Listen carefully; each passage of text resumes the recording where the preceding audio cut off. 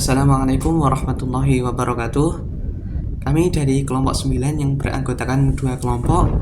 Saya Muhammad Asyar Bayhaqi Amin dan rekan kelompok saya yaitu Syarifatur Rahmah akan mempresentasikan terkait asbab wurud al-hadis.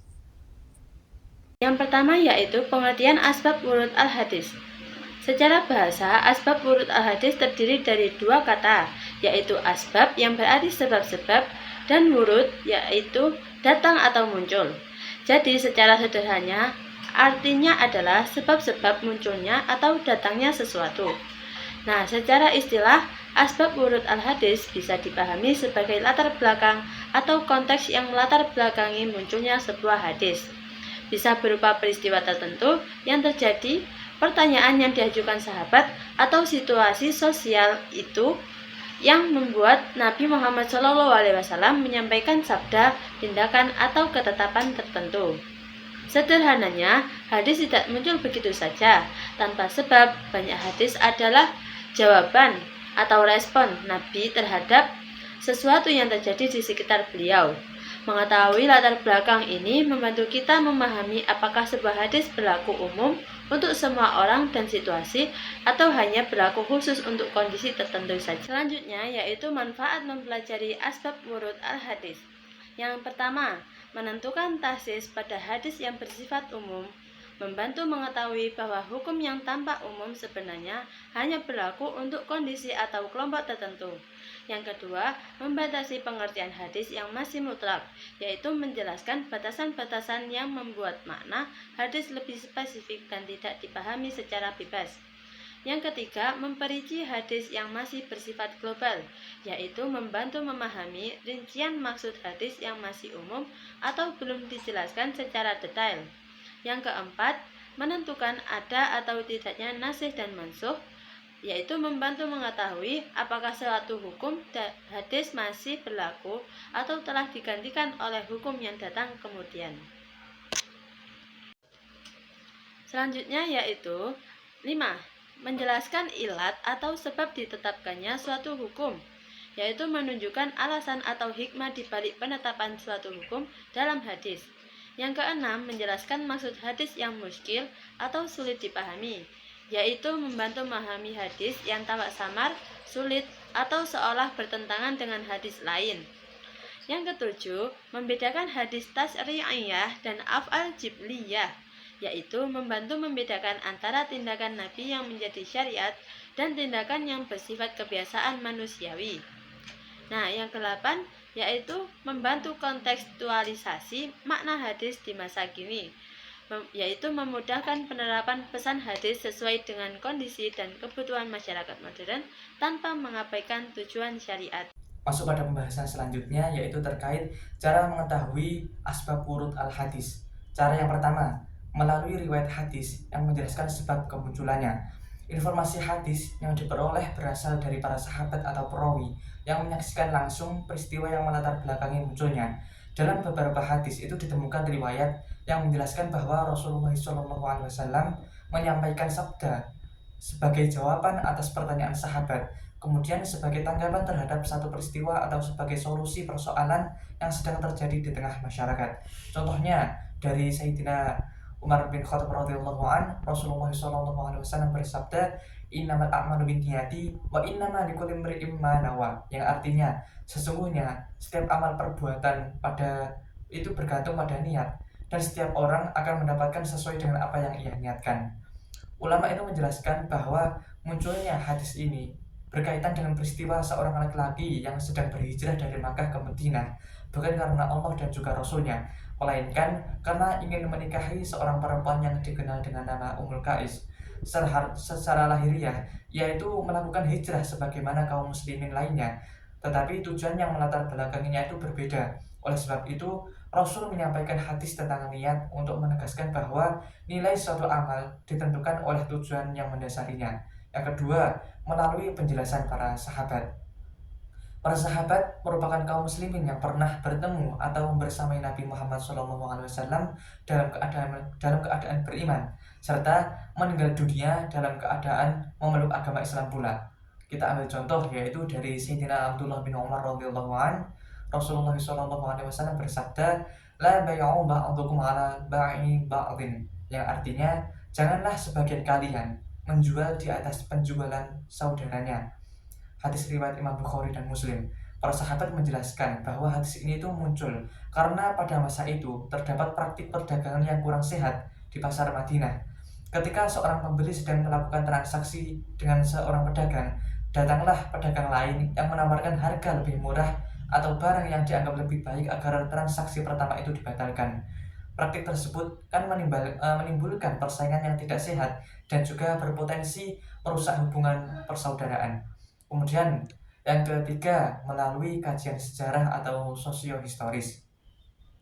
Kita ambil contoh yaitu dari Ibnu Abbas radhiyallahu an, Rasulullah SAW bersabda, la dharara wala dhiraran, yang artinya tidak boleh membahayakan diri sendiri dan tidak boleh membahayakan orang lain. Melalui sejarah yang diketahui bahwa hadis ini itu berkaitan dengan berbagai persoalan sosial yang terjadi di Madinah waktu itu, terutama yang menyangkut hak kepemilikan, kemudian penggunaan fasilitas umum, dan hubungan antar masyarakat. Rasulullah SAW berusaha membangun masyarakat yang adil dan saling menghormati hak satu sama lain. Hadis ini menjadi salah satu kaidah besar dalam hukum Islam. Dan juga hadis ini menjadi salah satu kaidah besar dalam hukum Islam yang digunakan dalam berbagai bidang kehidupan, termasuk muamalah, kesehatan lingkungan, dan juga hukum perdata. Yang keempat, melalui analisis kandungan hadis atau ijma' para ulama. Biasanya digunakan ketika tidak ditemukan riwayat yang secara jelas menerangkan sebab kemunculan suatu hadis. Dalam kondisi ini, para ulama melakukan ijtihad dengan menelaah isi hadis secara mendalam, baik itu dari aspek bahasa, tujuan hukum, sasaran pembicaraan, maupun kondisi sosial yang memungkinkan melatar belakangi kemunculan hadis tersebut. Contohnya yaitu dari Sayyidina Abu Sa'id Al-Khudri radhiyallahu an, Rasul bersabda, laisa fima duna khamsatin aw sukin minat tamrin shadaqah wa laisa fima duna khamsin awakin minal warqi shadaqah wa laisa fima duna khamsin daudin minal ibli shadaqah, yang artinya tidak ada kewajiban zakat pada kurma yang jumlahnya kurang dari 5 wasak, dan juga tidak ada kewajiban zakat pada perak yang kurang dari 5 uqiyah, dan tidak ada kewajiban zakat pada unta yang kurang dari 5 ekor.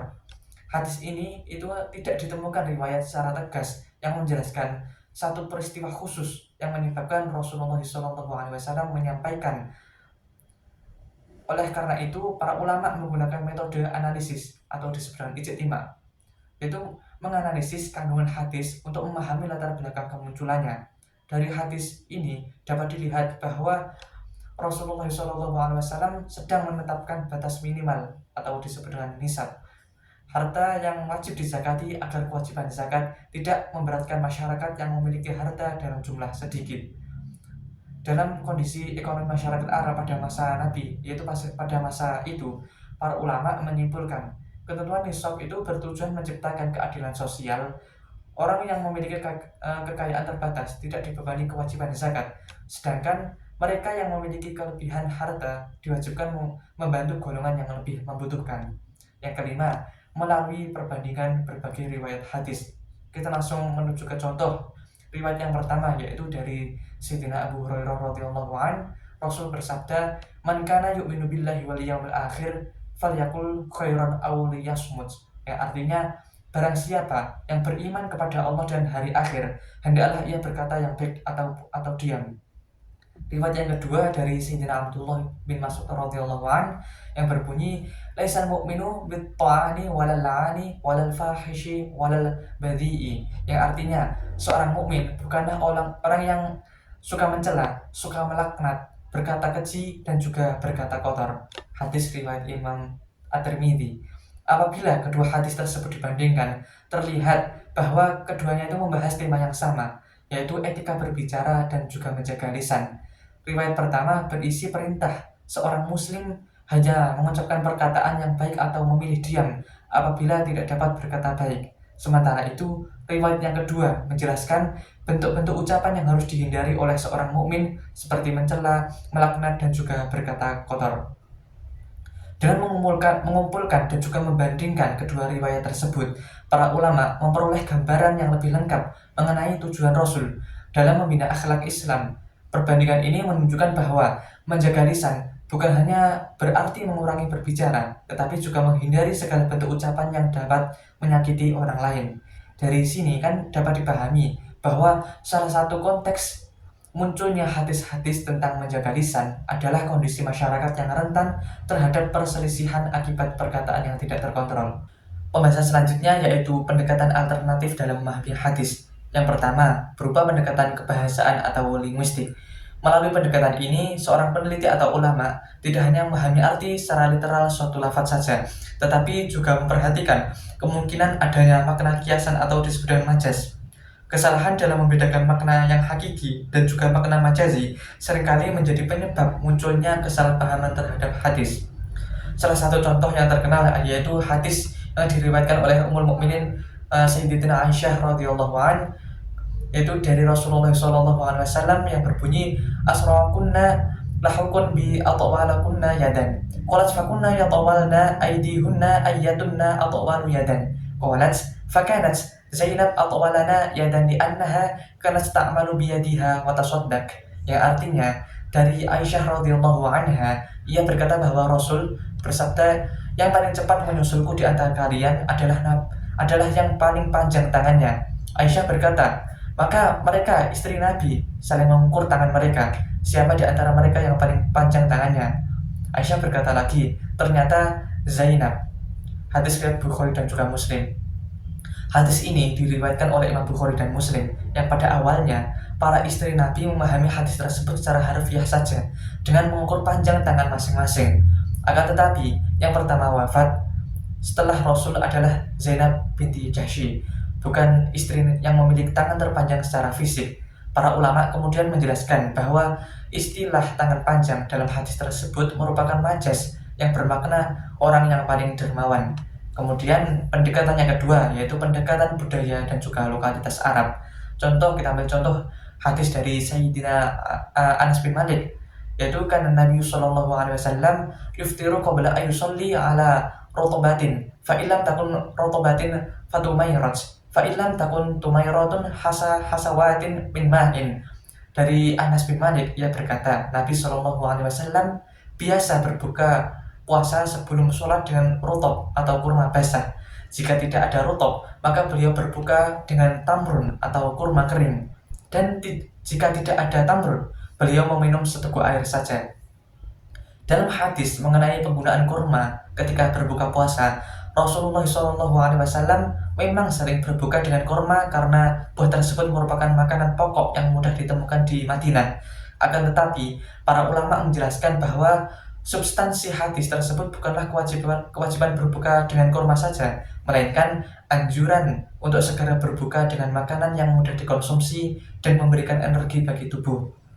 Kemudian pendekatan yang ketiga berupa pendekatan geografis. Kita ambil contoh dari Sayyidina Abi Hurairah. An Abi Hurairah radhiyallahu anhu qala Rasulullah sallallahu alaihi wasallam ma bainal masyriqi wal maghribi qiblah. Yaitu dari Abu Hurairah radhiyallahu anhu, ia berkata Rasulullah sallallahu alaihi wasallam bersabda, di antara timur dan barat adalah kiblat. Contoh yang sering ditemukan adalah hadis tentang arah kiblat. Rasul pernah bersabda bahwa arah antara timur dan barat merupakan kiblat. Jika dipahami secara tekstual oleh seluruh umat Islam, hadis ini dapat menimbulkan kekeliruan. Para ulama menjelaskan bahwa hadis tersebut ditujukan kepada penduduk Madinah yang secara geografis atau secara daerah itu berada di utara Ka'bah, sehingga arah kiblat mereka memang berada di antara timur dan juga barat. Kemudian pendekatan yang keempat yaitu pendekatan asbab al-wurud atau latar belakang kemunculan hadis. Seperti contoh hadis yang berbunyi an Jabir ibni Abdillah radhiyallahu anhuma anna Rasulullah sallallahu alaihi wasallam kana fi safarin fara'a zihaman wa rajulan qad dhullila alaihi faqala ma hadha faqalu shaimun faqala laisa minal birri as-shawmu fis safar. Artinya dari Jabir bin Abdullah radhiyallahu anhu bahwa Rasulullah SAW sedang dalam suatu perjalanan.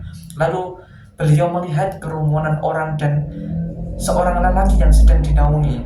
atau diberi tenda atau payung. Beliau bertanya, "Ada apa ini?" Mereka menjawab, "Dia sedang berpuasa." Beliau bersabda, "Bukanlah suatu kebajikan berpuasa dalam perjalanan atau di bulan safar." Hadis riwayat Imam Bukhari dan Muslim. Contoh hadis yang perlu dipahami melalui pendekatan yang keempat ini yaitu hadis mengenai larangan berpuasa ketika sedang melakukan perjalanan atau safar. Dalam beberapa riwayat disebutkan bahwa Rasul melihat seorang musafir mengalami kesulitan karena tetap berpuasa di tengah perjalanan yang berat. Beliau kemudian bersabda bahwa bukan termasuk kebajikan berpuasa dalam perjalanan yang menyulitkan.